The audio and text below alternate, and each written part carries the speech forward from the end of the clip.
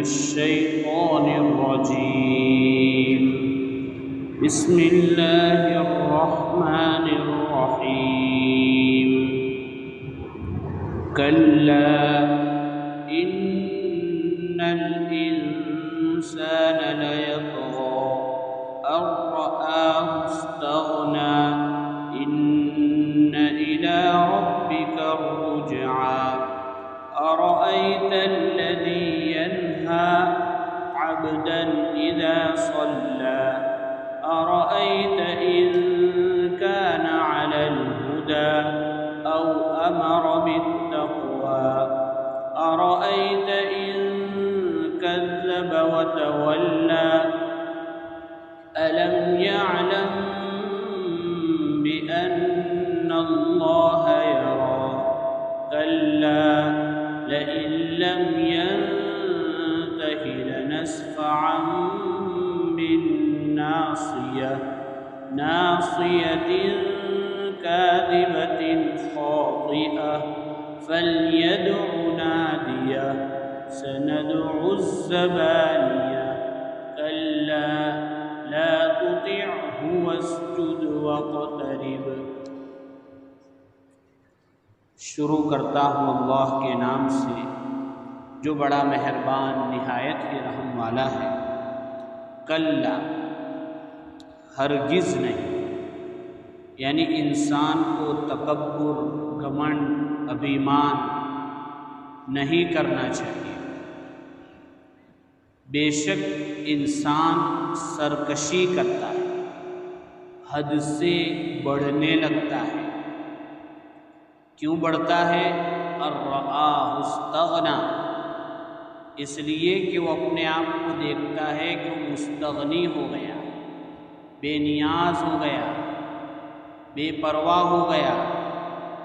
ان الی ربک الرجعی، حالانکہ تیرے رب کے پاس سب کو لوٹ کر جانا ہے.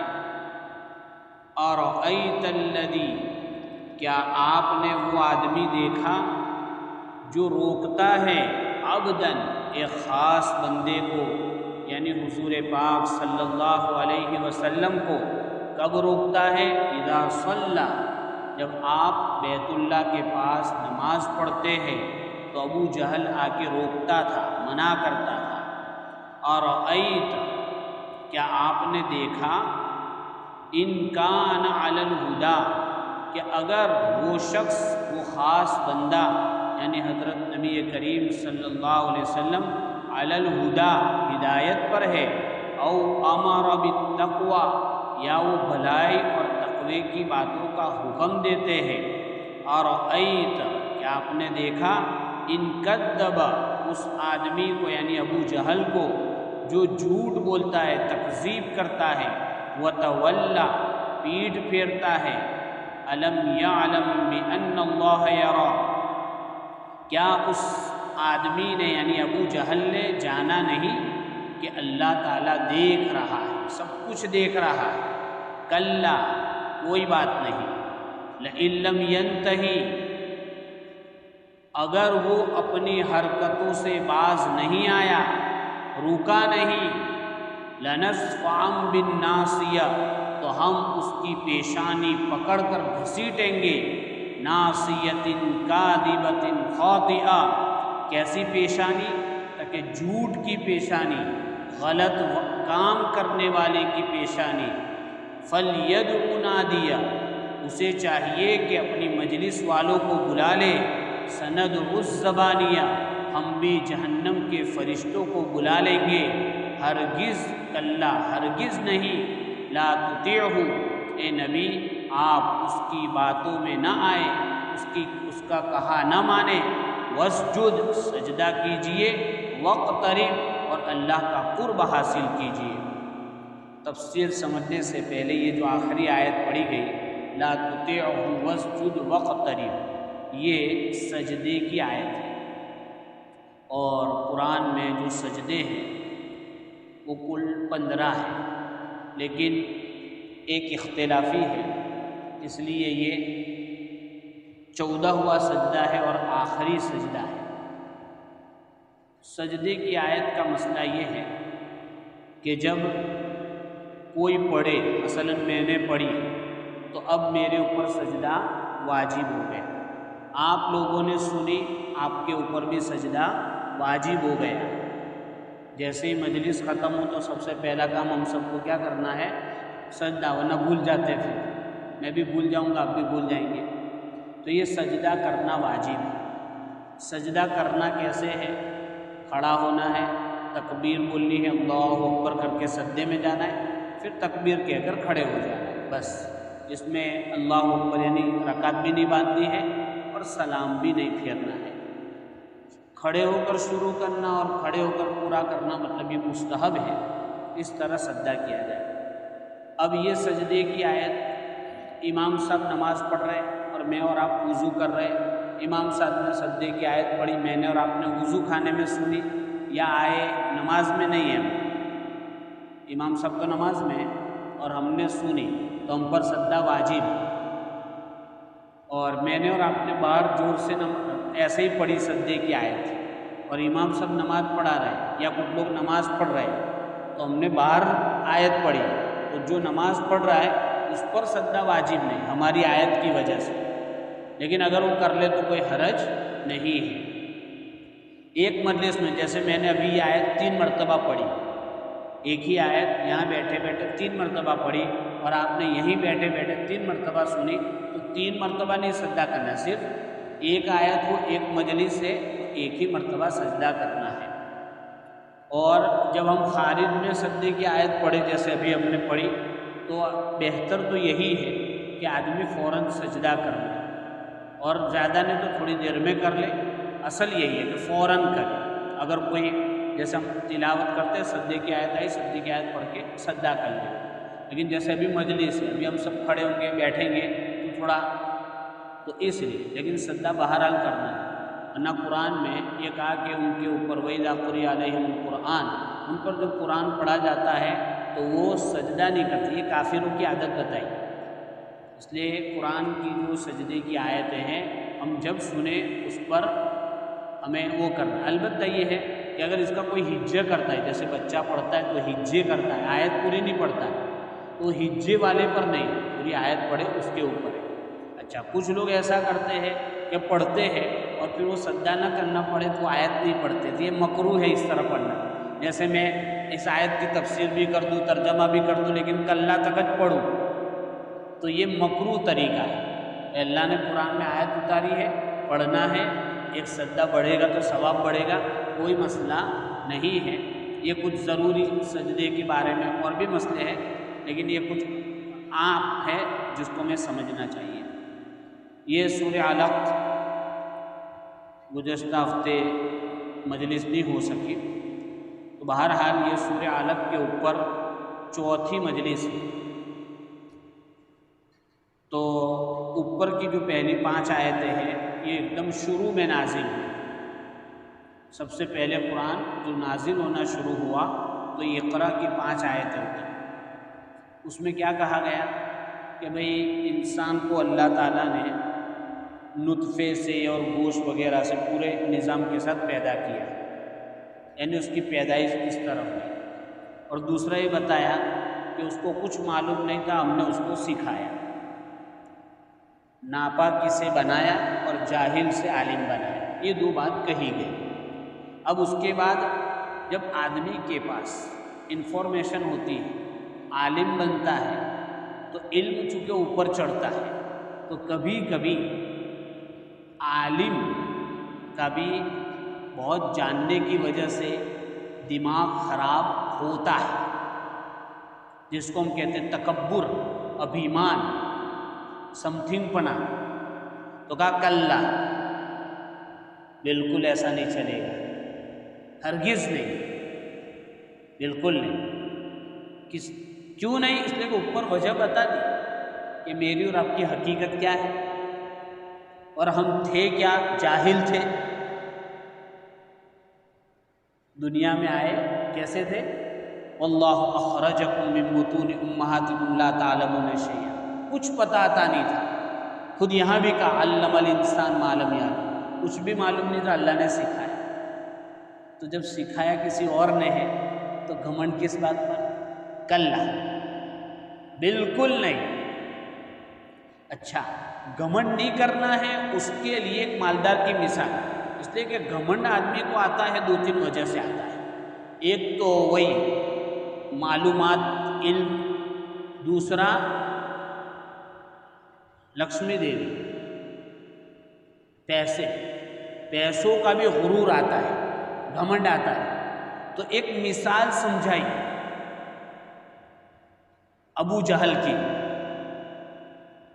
کہ اس کے پاس کچھ چیزیں تھی تو اس کا دماغ خراب تھا تو اس کا انجام اچھا نہیں ہوا، تو اس سے بھی سمجھایا ہمیں کہ ہمیں کسی بھی حالت میں گھمنڈ نہیں کرنا ہے۔ تکبر یہ اللہ کی چادر ہے۔ کس کی چادر ہے؟ الکبریاء ردائی، بڑائی میری چادر ہے، اللہ کہتا ہے۔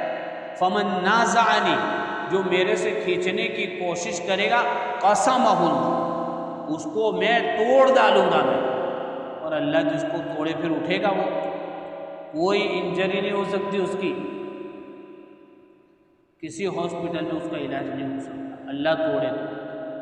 اس لیے تکبر کبھی بھی اچھا نہیں ہے، اچھی بات نہیں۔ ان الانسان لیطغی، اللہ کہتا ہے بے شک انسان کیا کرتا ہے؟ سرکشی کرتا ہے، اپنے لیول سے آگے بڑھنے کی باتیں کرتا ہے، حد سے آگے بڑھتا ہے۔ کیوں بڑھتا ہے؟ ارآہ استغنی، اس لیے کہ وہ اپنے آپ کو دیکھتا ہے کہ اب مجھے کسی کی ضرورت نہیں۔ مثلا علم کا تعلق ہم لوگوں سے، مدرسے میں پڑھتے رہتے، اٹھتے بیٹھتے رہتے، تو میں ایسا سمجھوں کہ میں تو بہت بڑا جانکار ہو گیا، اب تو مجھے کسی استاد کی، کسی کتاب کی ضرورت نہیں، تو یہیں سے کھناس شروع ہوگا، تکبر شروع ہوگا۔ آدمی اپنے آپ کو کسی سے مستغنی سمجھتا ہے تو کیا پیدا ہوتا ہے؟ تکبر پیدا ہوتا ہے۔ تو وہ سمجھ رہا ہے کہ وہ مستغنی ہے، کیا سمجھ رہا ہے؟ اس کو کسی کی ضرورت نہیں، تو گھمنڈ، اور سمجھتا ہے کہ کسی کی ضرورت ہے تو ہاتھ بھی جوڑتا ہے، پیر بھی پڑتا ہے نا، گدھے کو بھی باپ بولتا ہے۔ ضرورت، تو یہاں اس کو ایک مس انڈرسٹینڈنگ ہو رہا ہے، غلط فہمی ہو رہی ہے کہ مجھے کسی چیز کی ضرورت نہیں، اس لیے میں اب جو چاہے کروں۔ تو اللہ نے کہا، علاج بتایا گیا، ان الی ربک رجعا، کہ تجھے ابھی نہیں تو کل مر کے میرے پاس جانے کا۔ اگر تجھے ایسا لگ رہا ہے کہ تو بے نیاز ہو گیا، تجھے مخلوق میں سے تیرے پاس اتنے پیسے ہیں کہ کچھ ضرورت نہیں کسی کی، لیکن بہرحال تجھے آنا میرے پاس، ساری چیزوں کا حساب میرے کو دینا ہے۔ ایک مطلب تو یہ لکھا ہے کہ مر کر میرے پاس آنا ہے، اس کو سوچنا۔ اور آدمی یہ سوچے نا تو بہت ساری چیزیں قابو میں آ سکتی ہیں۔ گناہ کا ارادہ ہوا، اگر میں مر گیا، مر کے اللہ کے پاس جاؤں گا، کیا منہ بتاؤں گا، وہیں سے آدمی بچ جائے گا۔ دوسرا مطلب اس کا یہ لکھا ہے کہ آدمی کبھی بھی دنیا میں کسی انسان سے بے نیاز نہیں ہو سکتا۔ ہر انسان کی طبیعت ایسی بنائی کہ اس کے پاس کروڑوں روپے ہو، ابجوں ڈالر ہو، بے شمار پراپرٹی ہو، لیکن پھر بھی وہ انسان کا محتاج ہے، پیسوں سے سارے کام نہیں نکال سکتا۔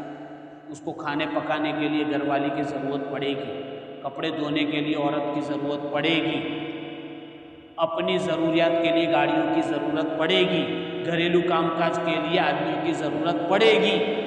خود ہی میکینک بن جائے گا، پیسے تو دے، خود ہی ڈرائیونگ کر لے گا، لائٹ بند ہو گیا خود ہی الیکٹریشین بن جائے گا، سرکاری کاغذات کی ضرورت پڑی خود ہی سکے لگا لے گا۔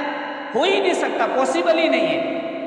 اللہ نے ہر ایک کو دوسرے سے جوڑ رکھا ہے، اس لیے کوئی یہ نہ سمجھے کہ وہ بے نیاز ہے، اس کو ضرورت ہے۔ ایک ہی شکل ہے کہ جنگل میں جا کے مر جائے تو کس کی ضرورت نہیں پڑے گی، دفنانے والوں کی خالی ضرورت پڑے گی، لیکن جب تک وہ بستی میں رہتا ہے اس کو ہر ایک کی ضرورت پڑے گی، پڑوس کی بھی پڑے گی، اوپر جو رہتا ہے اس کی بھی پڑے گی، بچوں کی بھی ضرورت پڑے گی۔ بھائی بوڑھے لوگ ہوتے گھر میں، ان کو کھانا پینا مل جاتا ہے، لیکن ان کو چھوٹے چھوٹے بچوں کی، پوتوں نواسوں کی ضرورت پڑتی ہے دل لگی کے لیے۔ کوئی شخص محتاج نہیں ہے، ایسا نہیں ہو سکتا۔ اللہ کے محتاج تو سب ہی ہے، لیکن انسان ایک انسان کا محتاج ہے۔ اس لیے یہ نہ سمجھے، اس لیے کہا کوئی مانگنے آ رہا ہے دینا ہو تو دے دو، اس کے سامنے گھمنڈ مت کرو، ورنہ کہیں ایسا نہ ہو کہ اس کے دروازے پر مجھے اور آپ کو چلے جانا پڑے۔ نہیں دینا ہے کوئی بات نہیں، تکبر، گھمنڈ، اس کی حقارت، انسلٹ، بے عزتی بالکل اجازت نہیں۔ یہاں تک تو بات ہو گئی انسان کی خاصیت بتائی۔ اب آگے ایک واقعہ بیان کر رہے ابو جہل کا۔ ابو جہل کرتا کیا تھا؟ حضور پاک صلی اللہ علیہ وسلم نبوت کے لیے تھوڑا ماحول بنا تو آپ بیت اللہ کعبہ شریف میں جاتے تھے، وہاں نماز پڑھتے تھے، تو ابو جہل بہت ستاتا تھا، کبھی سیٹیاں بجاوے اور کبھی کسی کو کہے کہ میں اونٹ کی اوج ڈال دے، اور اس طرح بہت ہوتا تھا۔ تو یہ سلسلہ چلا، تو کہا کہ آپ نے دیکھا اس آدمی کو کہ وہ ایک خاص بندے کو جب وہ نماز پڑھتا ہے تو روکتا ہے؟ تو آج بھی جو ابو جہل کے ماننے والے یہی کام کرتے ہیں، ٹھیک ہے؟ ارے سمجھ میں آ رہی؟ ویڈیو بنا کر وائرل کر دینا، ایف آئی آر کر دینا، کوئی پبلک پیلیس میں نماز پڑھ رہا ہے، ٹرین میں پڑھ رہا ہے، اسکول میدان میں پڑھ رہا ہے، کلاس روم میں پڑھ رہا ہے، باغ میں پڑھ رہا ہے، تو فوٹو کھینچ کے وائرل کر دینا، ایف آئی آر کرنا، گرفتار کرنا، یہ ابو جہل کی نسل کا کام ہے۔ اور یہاں نماز کا تذکرہ کیا ہے، صرف نماز نہیں، مراد دین ہے، دین کی کسی بھی بات سے روکنا جبکہ وہ صحیح طریقے سے کر رہا ہے، یہ ابو جہل کا کام ہے۔ اس لیے ہمیشہ سوچنے کا میں اپنی ذات سے دین کا جتنا کام ہوگا کروں گا، لیکن کبھی رکاوٹ تو نہیں بنوں گا۔ ہم کرنے کے اتنے مکلف ہے جتنا ہو اتنا، لیکن کوئی کر رہا ہے اس کو روکنے کی بالکل ہمیں اتھارٹی بولیے نہیں ہے، کسی کو بھی نہیں۔ اس لیے حضرت مولانا عبداللہ کاپودروی رحمۃ اللہ علیہ کا ایک ابھی کلپ ابھی پرسوں ترسوں ہی سنا، معلوم نہیں آپ لوگوں نے بھی سنا ہو، انہوں نے مسجد میں بیٹھ کے 5 منٹ کی بات کی کہ بھئی مسجد میں جو کام کرنا ہے یا کسی بھی جگہ ذمہ داری سے کام، اخلاص سے کام کرو کہ میرا اللہ راضی ہو جائے بس۔ اور جب اللہ کی رضا کے لیے کام کریں گے تو کبھی پرابلم نہیں آئے گا۔ ابھی ایک قصہ سبق میں آیا کل صاحب کہ ایک شخص نے حضرت ابن عمر رضی اللہ عنہ کو کہا کہ یا ابن عمر انی احبک فی اللہ، کہ میں تمہارے ساتھ اللہ کے لیے محبت کرتا ہوں۔ کیا کہا؟ اللہ کے لیے تم سے محبت کرتا ہوں۔ تو ابن عمر نے کیا کہا؟ انی ابغضک فی اللہ، میں تمہارے ساتھ اللہ کے لیے دشمنی رکھتا ہوں۔ وہ بیچارہ سامنے سے کہہ رہا ہے کہ میں اللہ کے لیے آپ سے محبت کر رہا ہوں، تو کم سے کم ہمیں کچھ اندر گڑبڑ ہو تبھی خالی خالی بھی کہنا چاہیے بہت اچھا میں بھی تیرے سے تعلق۔ لیکن صحابہ ایسے لیپا پوتی والے کام نہیں کرتے تھے، بہت چوکھے تھے۔ صحابہ کا نظام کیسا تھا؟ اقلہم تکلفا، بہت شفاف زندگی تھی ان لوگوں کی۔ تو کیا کہا کہ میں تم سے اللہ کے لیے، تو انہوں نے پوچھا کہ حضرت کیا بات ہے؟ تاکہ تم اذان غلط دیتے ہو۔ کیا کہا؟ چونکہ اذان بہت بڑا کام، تاکہ تم مسلمان ہو کے ابھی اذان صحیح نہیں سیکھے، اذان غلط دیتے ہو، اور اذان غلط دینا یہ صحیح نہیں ہے، اس لیے میں اللہ کے لیے دشمن۔ دیکھو کتنے مخلص تھے، ورنہ اگر مخلص نہیں ہوتے تو چھپا دیتے، چلو ٹھیک ہے بیچارہ اتنا اچھا کہہ رہا ہے، کیا بیچارے کا دل توڑنے کا، لیکن بہت صاف دل لوگ تھے۔ اللہ ہم سب کو اخلاص نصیب فرماوے۔ تو یہ ابو جہل نے آپ صلی اللہ علیہ وسلم کو روکا۔ اب روکنے کی وجہ کیا تھی؟ ایک کام تو یہ تھا کہ آپ صلی اللہ علیہ وسلم نماز پڑھ رہے تو نماز پڑھنا غلط ہے۔ نمبر 2، ارأیت ان کان علی الہدی، آپ صحیح طریقے پر تھے تو کیا صحیح طریقے پر ہونا کوئی غلط ہے؟ تیسرا کام، او امر بالتقوی، حضور پاک صلی اللہ علیہ وسلم سب کو اللہ سے ڈرنے کی بات کرتے تھے، تو اپنے مالک اور خالق کے سامنے جھکنا، مالک اور خالق کے بتائے ہوئے طریقے پر چلنا اور مالک کا خوف دلانا، یہ تینوں کام صحیح ہے، لیکن وہ روک رہا تھا اور کیا کہہ رہا تھا؟ اور تکذیب کر رہا تھا، پیٹ پھیر رہا تھا۔ اور یہ سب کیوں کر رہا تھا؟ وہ یہ سمجھ رہا تھا کوئی دیکھ نہیں رہا ہے۔ الم یعلم بان اللہ یرا، کیا وہ جانتا نہیں کہ اللہ دیکھ رہا ہے؟ اس لیے کہ آدمی غلطی پر قدم کب اٹھاتا ہے؟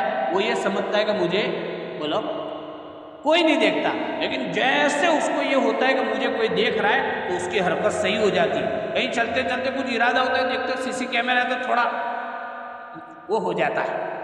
تو اللہ کے سی سی کیمرے ہر جگہ لگے ہیں۔ اب یہ حضور پاک صلی اللہ علیہ وسلم، تو اس کا یہ سلسلہ چلتا رہا، لیکن ایک دن ایسا ہوا کہ ابو جہل نے تیور میں آ کے کہا کہ آئندہ نماز پڑھی یہاں پہ ایسا کیا تو میں اپنے لوگوں کو بلا لوں گا، اور معلوم ہے میں رولر پارٹی کا آدمی ہوں۔ کیا کہا اس نے؟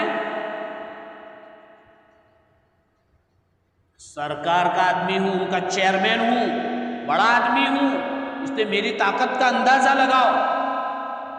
تو حضور صلی اللہ علیہ وسلم بھی ٹھنڈے تو تھے، لیکن کبھی کبھی کہا کہ ٹھیک ہے کوئی بات نہیں۔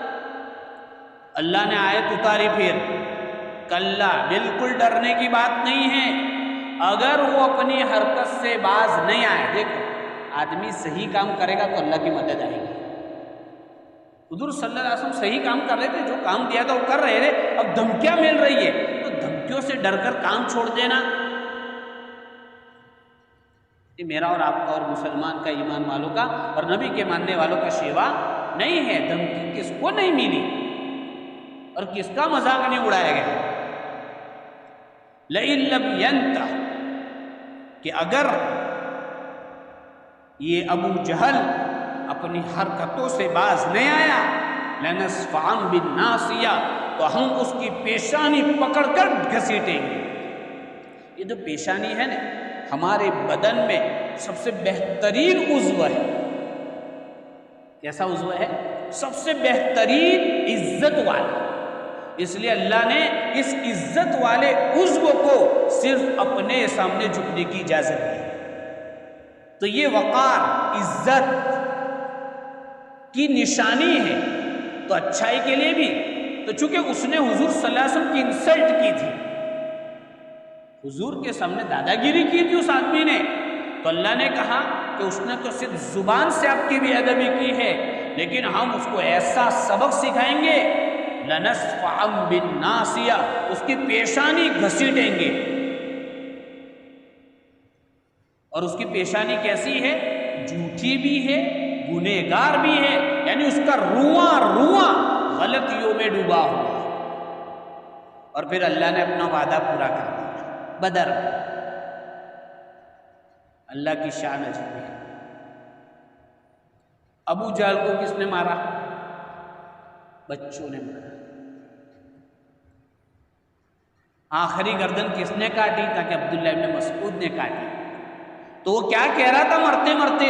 بس ایک تمنا تھی کہ کسان بچے میری گردن نہ کاٹتے، لیکن اللہ نے اس کو کسی بڑے آدمی سے نہیں مروایا، چونکہ دماغ خراب تھا تو اس کو دنیا سے جاتے جاتے سبق سکھایا کہ ہمارے سامنے جو تکبر کرے گا اس کی بے عزتی ایسی ہوگی۔ وہ کہہ رہا تھا، کہہ رہا یہاں سے کاٹنا، یہاں سے، تاکہ میری گردن پوری رہے میوزیم میں۔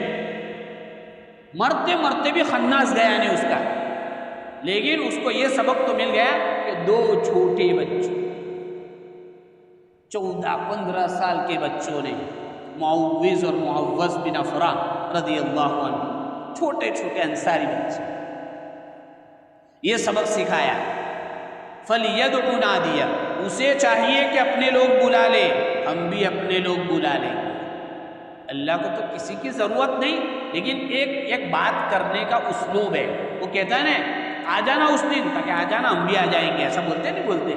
تو اللہ نے ہم جو زبان سمجھتے اس میں بات کی، اللہ نے کہا ہم بھی بلا لیں گے۔ کلا، ہرگز نہیں، ایسا کچھ موقع ہی نہیں آیا۔ آخرت میں اس کی جو سزا ہوگی وہ تو بہرحال ہونے ہی والی ہے۔ اب یہ آخری آیت ہے، انشاءاللہ اس پر اگلی مجلس میں، چونکہ اس میں سجدے، نماز اور اللہ کے قرب کا تذکرہ ہے، انشاءاللہ اگلی مجلس میں بات کریں گے۔ اللہ تعالی ہمیں صحیح سمجھ عطا فرماوے، قرآن پر ایمان نصیب فرماوے، اور ہمیں جو کام اللہ کی طرف سے دیا گیا ہے اس پر ہم چلے، اللہ کی مدد آئے گی، اور ہمارے جو ذمہ داریاں اعمال وغیرہ وہ بھی کرے، اور ہم اپنی حد سے آگے نہ بڑھے۔ سبحان اللہ و بحمدہ، سبحانک اللہم و بحمدک، ونشہد ان لا الہ الا انت نستغفرک و نتوب الیک۔ اس سجدہ کر کے جاتے ہیں۔